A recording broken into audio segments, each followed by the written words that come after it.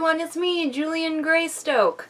I'm here catching up on some book reviews. It's about damn time, right? I'm super behind with my book reviews, so let's get down to it. Today we are talking about a book called 9 Perfect Strangers.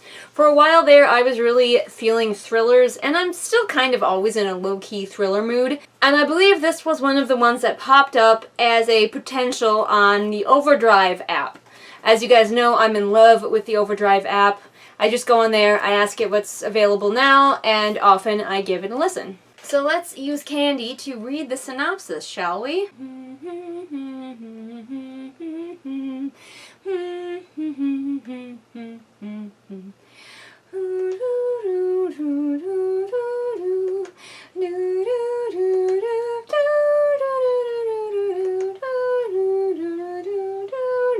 9 people gather at a remote health resort. Some are here to lose weight. Some are here to get a reboot on life. Some are here for reasons they can't even admit to themselves. Amidst all of the luxury and pampering, the mindfulness and meditation, they know these 10 days might involve some real work, but none of them could imagine how challenging the next 10 days are going to be. Frances Welty, the formerly best-selling romantic novelist, arrives at Tranquillum House nursing a bad back, a broken heart, and an exquisitely painful paper cut. She's immediately intrigued by her fellow guests. Most of them don't look to be in need of a health resort at all. But the person that intrigues her the most is the strange and charismatic owner/director of Tranquillum House. Could this person really have the answers Frances didn't know she was seeking? Should Frances put aside her doubts and immerse herself in everything Tranquillum House has to offer, or should she run while she still can? It's not long before every guest at Tranquillum House is asking exactly the same question. Hey guys, this is the world's fastest reminder that you can support me on Patreon and see all kinds of exclusive videos like these ones. Now back to your regularly scheduled program. Right away, this premise drew me in because I am a huge sucker for a bunch of people brought to a place that they can't really leave and they have to figure out, if not solve a mystery, they at least have to figure out how to get along. And this isn't really a solve a mystery so much type scenario.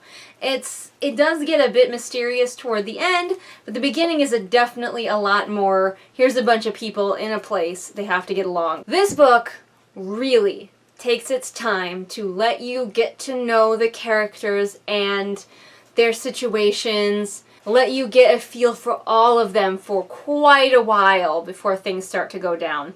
I would say that the plot doesn't start to happen until like the final third of this book. There are plot things sprinkled in at the beginning part, but they are few and far between because we are just really getting to know all of the characters, all of their issues. To say that this is a character-driven book is probably pretty accurate. Although character-driven implies that the characters do drive the plot, when in reality it's more of a character-focused book.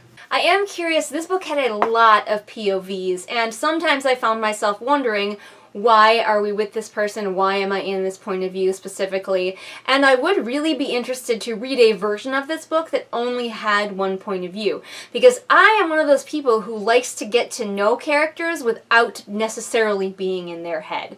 I don't mind being in a character's head, but I like to learn characters through their actions and their behaviors and what they choose to show the world, and then maybe later how that what they've chosen to show isn't what's true. I like to learn all of that from like one point of view versus always head hopping. There is a lot of sort of internalized sexism, I would say. There's a lot of body shaming and femininity shaming going on from the point of view especially of the main character, and I'm not sure 100% if this is the characters being flawed or if this is the author putting in her thoughts. And that's always something that makes you go, when a character is a certain way and it's not ever interrogated, they just are that way. I will say that you do understand where most of these characters are coming from, even the unlikable ones, and you even do understand the point of view of the villain.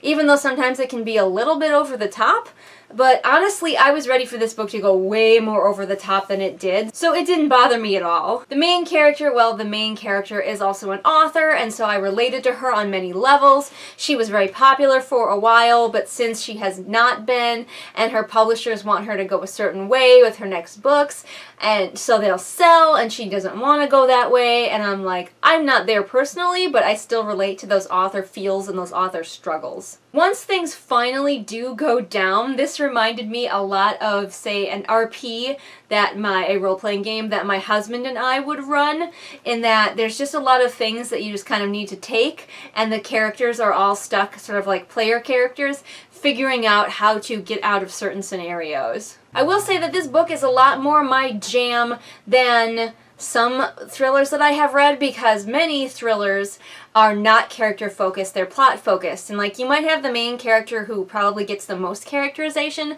but even then they're usually fairly shallow. Oftentimes they seem to be just anxiety is their character trait. And so it was so nice for me getting to know all of these characters and spending so much time just being with them. However, I don't know if this book would be for everyone. And I have read a few reviews of people being frustrated that the book just doesn't get down to business soon enough. And also, if you don't like some of the characters, this can be a lot more painful of a read. I found everybody interesting and was happy to wallow around just like getting to know them better. I also liked that this book did a pretty good job of keeping conflict and mystery going without needing big explosive moments.